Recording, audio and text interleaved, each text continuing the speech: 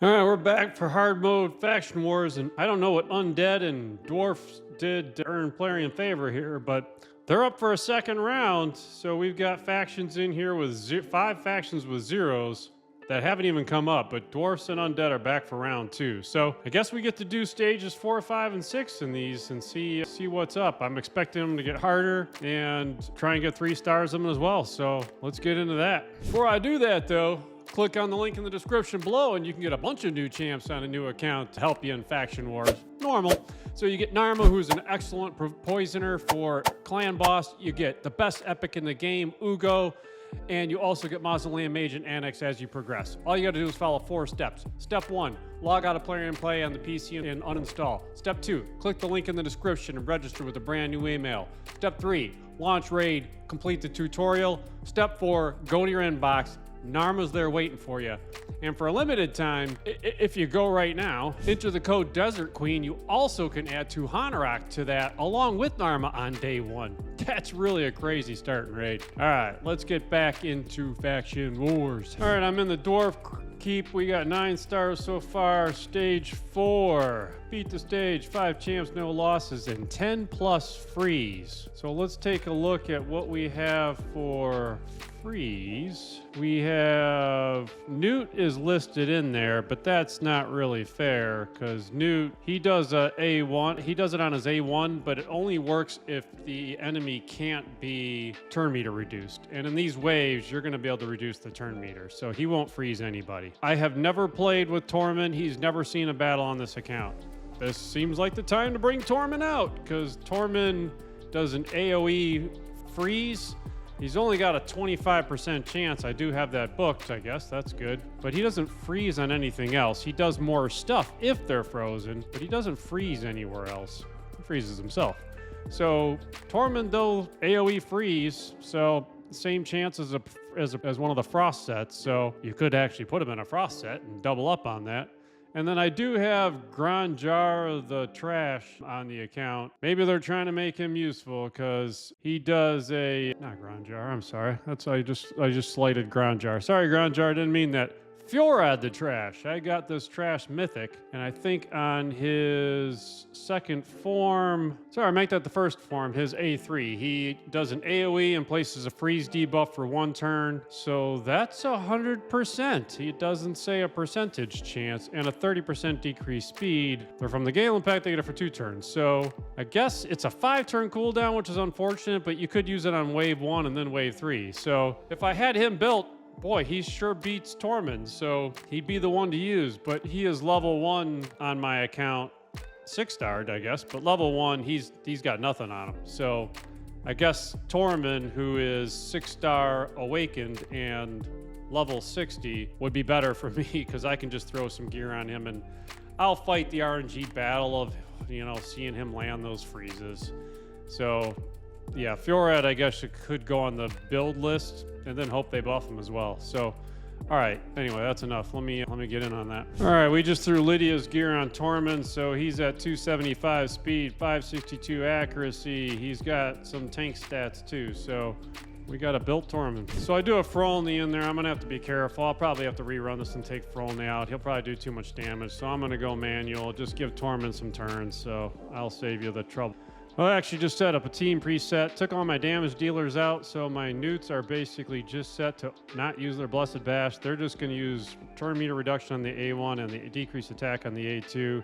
And Tormund set up just spam the A1 until round 3 when I hope he's landed enough freezes. I probably should have switched on the A3 as well. So let's just let those guys go and see if they can land some freezes here. I could just restart this first wave until Tormund lands some freezes and then just come back. So that's only 1 freeze. I could just restart and then wait till he lands enough and then start from there. But I'll let it go for a little bit and just see how bad his RNG is. So I'll come back. Yeah, now I'm kind of wishing I had brought Frolny in because this is just wave 1 and our boy Tormund's kicking some butt. He's already got 7 freezes on the first one. So this is looking good. I'll bring it back if something surprising happens on the ways, but we'll probably take a little bit of time to get through this because I didn't bring an AoE damage dealer and didn't let the newts do their thing. But I'll let them do auto and go do other stuff. All right, I let them do their thing, come back 8 minutes later. We are 3-starred, so plenty of freezes. By the way, I said the newts wouldn't land the freeze. They landed quite a few freezes, so I underestimated the newt. I don't know if it's because if they weak hit or if the turn meter was already fully depleted, but the newts were landing a number of freezes on their A1s, so they were freezing as well. I don't know if they would have got the 10 in on their own. Tormund certainly made it work, so that one's in. Let's go to the next one, which is beat stage 5 champs, reduce 6 enemies HP by 50% with 1 skill. Well, that seems like I don't need the preset. Let's just bring our boy Forneus in, right? And we can take out a newt and put in a Herndeg. We'll leave our reviver and our protector in for the fun of it. And maybe we go ahead and throw in a Tormund since he's already built. Why not? So I think we hit start on that, and I think we should see Forneus do his magic here, right? So he provokes. Let's see, Forneus, come on. He opens with his A1. Wow, that's an odd choice there, Mr. Forneus. He has an AoE that would probably kill the wave. Instead, he uses his A1. Stupid AI in this game, all over the place. All right, Forneus, come on, use the AoE. Give the audience what they're here for. There we go. That should be yep, so that's 5 out of 6. So I will bring it back. I assume Forneus will just go ahead and lay waste if he decides to use his A2. And sometimes he'll actually just flip over on his own, which is frustrating. I mean, his damage forms in the first one, and he thinks he's got to go in and protect everybody. Once again, stupid AI in the game. Just do your job, Forneus. Oh, there we go.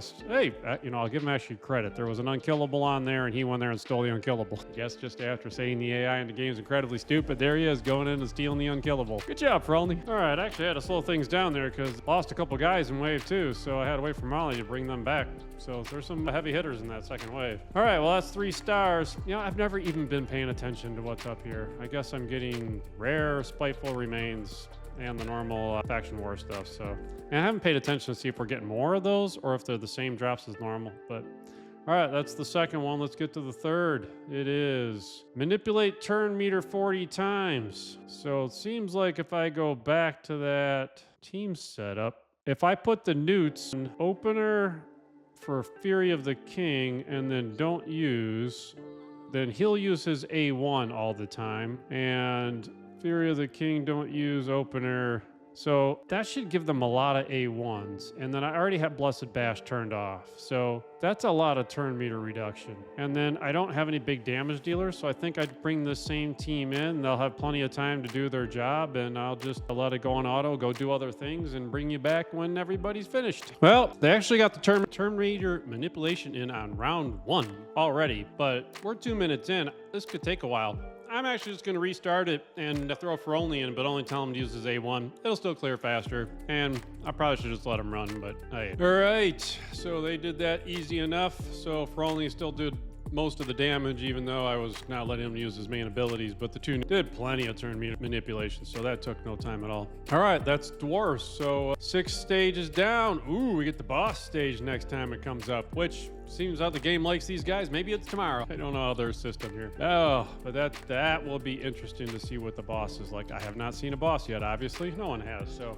All right, 3 stages there. Let's go see what we get with the Undead Horde. 10 plus provokes. Seen that before, haven't we? So some really good provoke champs and options in here, so I'm not gonna have to go use provoke sets, which is nice. So you've got Seeker, who provokes on his A1 and gets lots of turns, single target. You got Volgoth in there who does an AoE provoke with a 75% chance.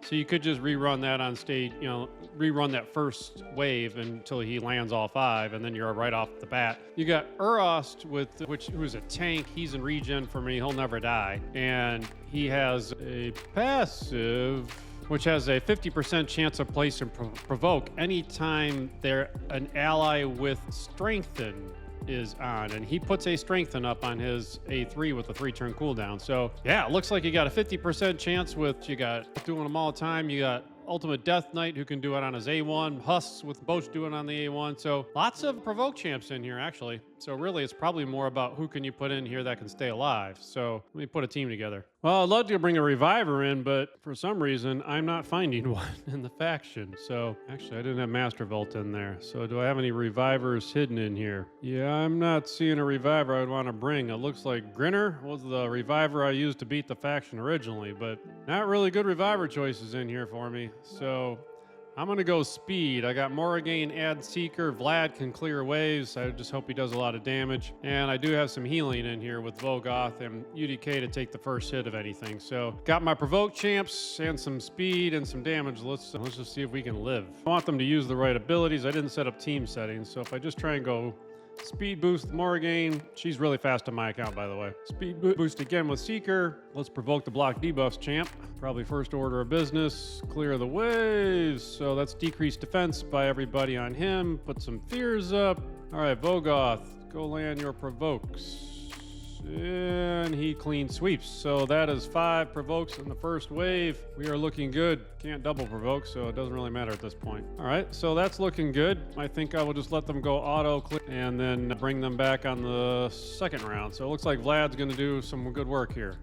All right, I'll let these guys go a little bit and see if we just hit the 6-10 provokes on their own. I'll bring it back. Something interesting happens. So Vogoth stubbornly only lands 3 provokes on the next wave. So we're still a little bit of ways from doing it on their own, but we'll see. Just thought I'd bring that back. Once again, they've got the block debuffs champs on every one of these waves and every one of these stages. So I tried to provoke the block debuffs champ first so that we have a chance to land those provokes we need to land. And then Seeker loves to attack somebody who has block debuffs up instead of provoking somebody. So we'll see. So you got to try and get those abilities up before those block debuffs champs take out your ability to land them. All right, Vogoth clean sweeps the third wave, 5 provokes in. So we are 10 for 10. We are golden. We hit auto and hopefully nobody dies and we finish the wave. All right, mission accomplished. That one was easy and fast. Vlad's my damage dealer. He's not well built on my account, but he does damage. He's good. So he cleared the waves, and Vogoth and Seeker did their provokes, and that one was smooth. That was one of the easier ones I've done. So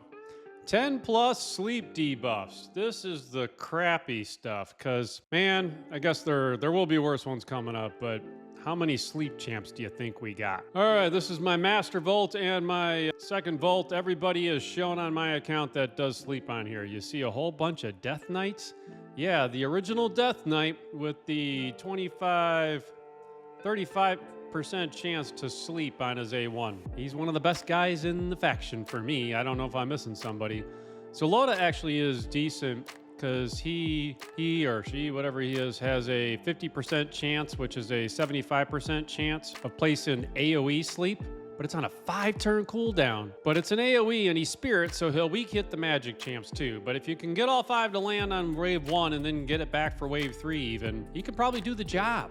I don't have one built, and I don't really, not too excited to do Zolota. And then Seducer does one on the A1, so he's got a 45% chance on the A1. Funny enough, I have a Seducer booked just from copies over the years, but I've never used him. So Seducer does it on the A1.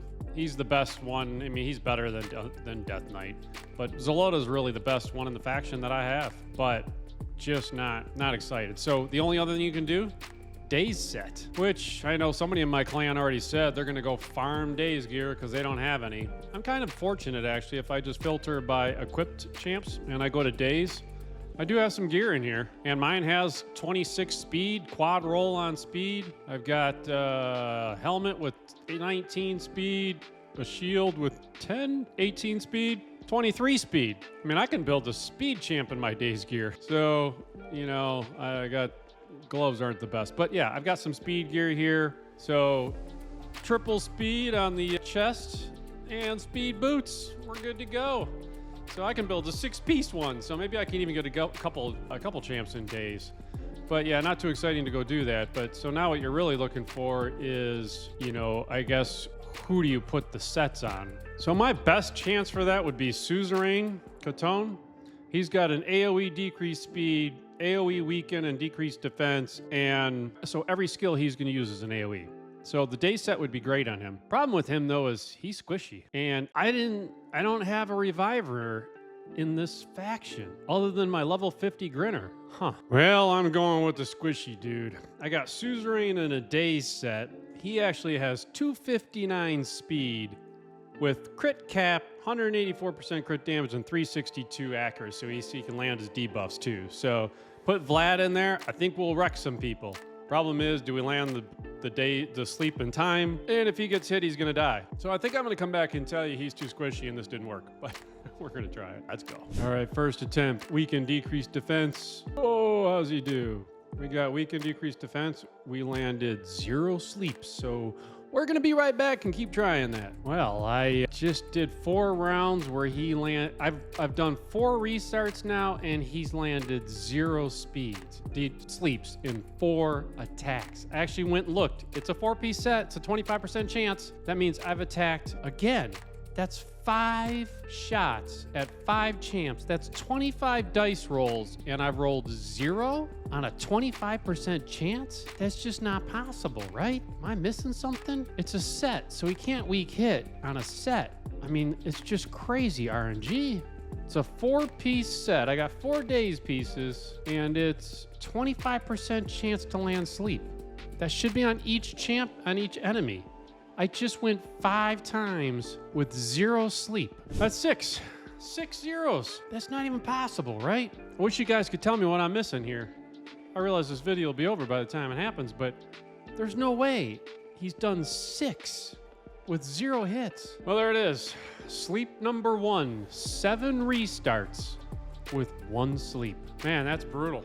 I mean, this will take forever. 7 restarts, 1 sleep with a 25% chance. I mean, that's incredible RNG, right? Well, 9 restarts later, I got 2 sleeps. I guess I'm just gonna go with it, and we're just gonna have to go slow here. Hell, I've lost count. We're up to 9 out of 10 sleeps. Finally, Suzerain decided to start landing that stuff, but he keeps dying, so I'm hoping I can make it through this one. Well, he's landed 0 on this last wave. I need 1 more. Here's his next attempt. Come on, here's Suzerain. Did I gotta sleep? I gotta sleep. We're 10 out of 10. He's just gotta live. He's just gotta survive now. If he can survive, we get it. Oh, we got a Vlad AoE. Oh, down they go. 3 stars. Well, that was some work, but I'll never do it again. So definitely makes me, I probably need to look ahead and see if there's any more of these sleeps, or is this the only one they make you do? Because Suzerain ain't gonna stay alive on harder stages, that's for sure. All right, we got our usual 2 rare materials for whatever those are gonna be worth. All right, manipulate turn meters 40 times. Let me see what I got. All right, I got some good chance for that. So Morrigan is with my second fastest champ, so she's in there. Vlad does it too, and he's my damage dealer.